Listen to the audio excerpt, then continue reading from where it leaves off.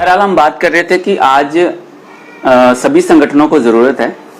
ये आज का मेरा लाइव आने का एक ही मकसद था और एक ही मकसद है कि अभी जो समय है बहुत बुरा होने वाला है। अभी लगातार एट्रोसिटीज बढ़ रही हैं हमारे लोगों के ऊपर, चाहे वो एससी हो, चाहे वो एसटी हो, चाहे वो ओबीसीज भी हों। सभी लोगों के ऊपर लगातार दमन जो है लगातार बढ़ रहा है और लगातार जो केसेस सामने आ रहे हैं, लेकिन उसका जो रजिस्ट्रेशन प्रोसेस है, जिसका जो रजिस्ट्रेशन है वो बड़ा ही कमजोर है। जो पुलिस की जो कार्रवाई है, पुलिस का जो मॉडस ऑपरेंडी है वो अभी भी गड़बड़ है। प्रॉपर तरीके से एफआईआर रजिस्टर्स नहीं की जा रही हैं। मे बी पुलिस पे दबाव है या पुलिस वालों को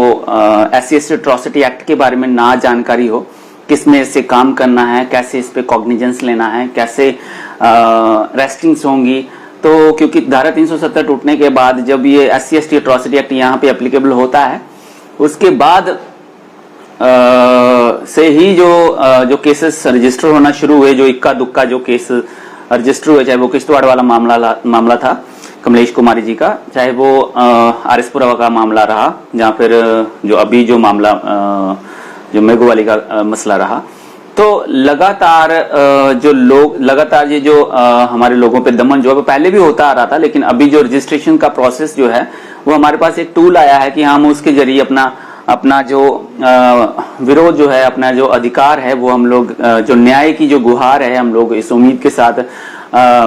माननीय न्यायालयों से उस न्याय को लेने के प्रोसेस में जा सकते हैं। तो साथियों, आज का जो लाइव इसीलिए था क्योंकि टाइटल भी मैंने दिया हुआ था कि आज का टाइम में जितने भी हमारे संगठन हैं, चाहे वो एससी एसटी के जितने भी संगठन, अम्बेडकर संगठन से हैं, जितने भी प्रोग्रेसिव संगठन हैं, सभी संगठनों से अपील की जाती है, सभी संगठनों से ये रिक्वेस्ट है कि इसमें जो पुलिस का जो रवैया है, पुलिस का जो भी कार्यशैली है, उसके ऊपर सवालिया निशान है। और सभी संगठनों से अपील की जाती है, अपील करते हैं हम सब, हम भी अपने संगठन अम्बेडकर युवा संगठन की तरफ से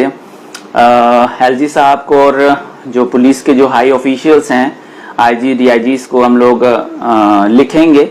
कि जो एससी एसटी एट्रोसिटी एक्ट है उसको तत्काल प्रभाव से एक ट्रेनिंग के जरिए पुलिस में हर पुलिस स्टेशन के में इसका एक वर्कशॉप करवाई जाए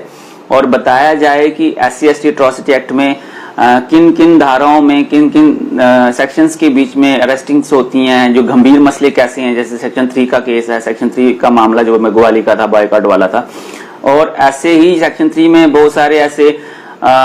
जो पैरामीटर्स हैं, बहुत सारी ऐसी जो चीजें देखी जाती हैं, एविडेंसेस के तौर पे कलेक्शंस की जाती हैं, वो सारी चीजें इसको देखकर उसके बाद जो अलग अलग धाराओं में एससी एसटी एट्रोसिटी एक्ट 1989 में जो अलग अलग सेक्शंस के बीच में पुलिस वालों को ट्रेनिंग की जाए, पुलिस ऑफिसर्स को ट्रेनिंग की जाए। अभी देखने को आया था कि जो फर्स्ट जो केस रजिस्टर हुआ था कमलेश कुमारी जी का, तो वहां पर भी जो इन्वेस्टिगेशन ऑफिसर जो लगा दिया था वो एएसआई लगा दिया था। एएसआई था, मेरे को ऐसा ही था, कुछ ऐसा ही था, मेरे को एएसआई था। तो एससी एसटी एट्रोसिटी एक्ट कहता है कि जो इन्वेस्टिगेशन ऑफिसर होगा वो कम से कम डीवाईएसपी रैंक से का होना चाहिए या उससे ऊपर वाला होना चाहिए, लेकिन कम से कम डीवाईएसपी रैंक से नीचे का कोई भी पुलिस ऑफिशियल इस केस में इन्वेस्टिगेशन ऑफिसर नहीं बन सकता, आईओ नहीं बन सकता। और अभी जो चलो धीरे धीरे अवेयर हो रहे हैं, धीरे धीरे काम किया जा रहा है, लेकिन अभी भी बड़े सारी चीजें हैं जिसमें पुलिस भी इस पे सीरियसली इसको भी पुराने सेक्शन जैसे दूसरे सेक्शंस हैं, जैसे आरपीसी था, फिर उसके बाद आईपीसी हुआ धारा 370 टूटने के बाद, तो वैसे ही इस ऑफेंस को भी ले रही है, वैसे ही इस एक्ट को ले रही है। लेकिन ये जो एक्ट है ये टूल है ऑप्रेस्ड क्लास के लिए, जो जिनके ऊपर ऑपरेशन हो रहा है, जिनके ऊपर कास्ट बेस्ड एट्रोसिटीज हो रही हैं। तो पुलिस वालों को भी जरूरत है कि इस जो स्पेशल प्रोविजन जो उनको अधिकार दिए गए हैं इस एससी एसटी एट्रोसिटी एक्ट में, और इसके ऊपर उनकी प्रॉपर ट्रेनिंग की जाए, प्रॉपरली जो आईजी साहब हैं, डीआईजीज हैं, प्रॉपरली अपने अपने कंसर्न्ड एरिया में, अपने कंसर्न पूरे ये जो स्टेट है, हमारी पूरे स्टेट कहूंगा यूनियन टेरिटरी है, इसके बीच में एक सर्कुलर जारी किया जाए और सर्कुलर जारी करके हर पुलिस स्टेशन में उनको ट्रेनिंग करवाई जाए पुलिस वालों को कि कैसे इस पे FIR होगी, कैसे इन्वेस्टिगेशन करनी है, किस तरह से ये अरेस्टिंग्स कैसे होंगी, सारी चीजों का ट्रेनिंग होना चाहिए। और आज देख रहे हैं कि जैसे मगू वाली केस को हम लोग देख लें तो अभी तक कल का ऑर्डर जो है वो पास हुआ है और उसके बीच में जज साहब ने प्राइमा फेशिया ये माना है कि कोर्ट ने ये प्राइमा फेशिया ये माना है कि उसमें जो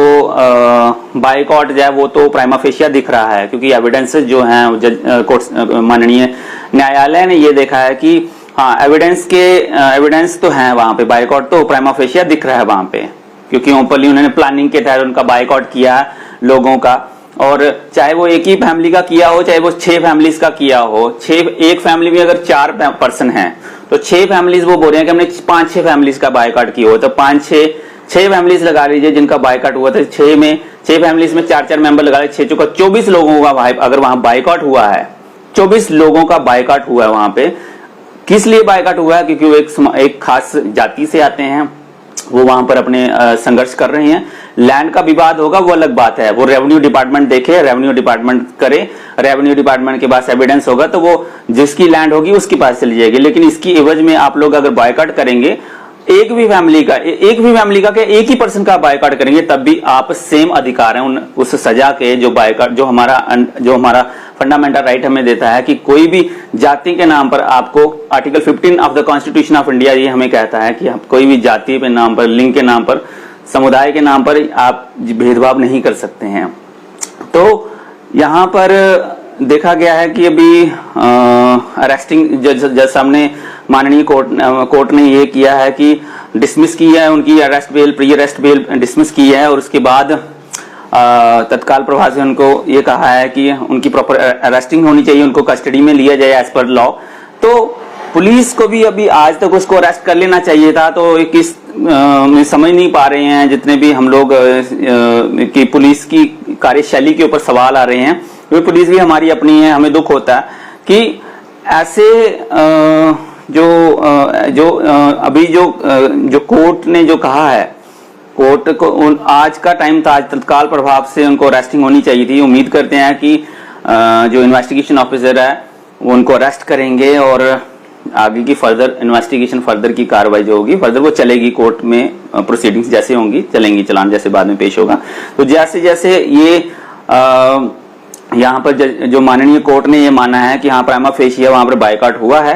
तो अभी बिल्कुल हरकत में आना चाहिए पुलिस प्रशासन को और तत्काल प्रभाव से उनको अरेस्ट करना चाहिए। दूसरा ये मैंने बात कर रहा था कि जो मुरारी चक में जो केस हुआ है, मुरारी चक के बीच में भी सेम कास्ट को लेकर जो वहां पर बड़ी सारी मतलब बुरे तरीके से लड़के को मारा गया है, एकदम से उसके ऊपर उसका पूरा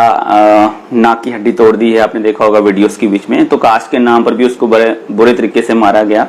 और मैं बस उम्मीद करना चाहता हूं, मैं सभी संगठनों से अपील है हमारी, मेरा आज का लाइव बस सिंपल ये मैं यही कहना चाहता हूं कि सभी संगठन जो हैं एलजी साहब को अब मेमोरेंडम्स छोपना शुरू करें कि सारे पुलिस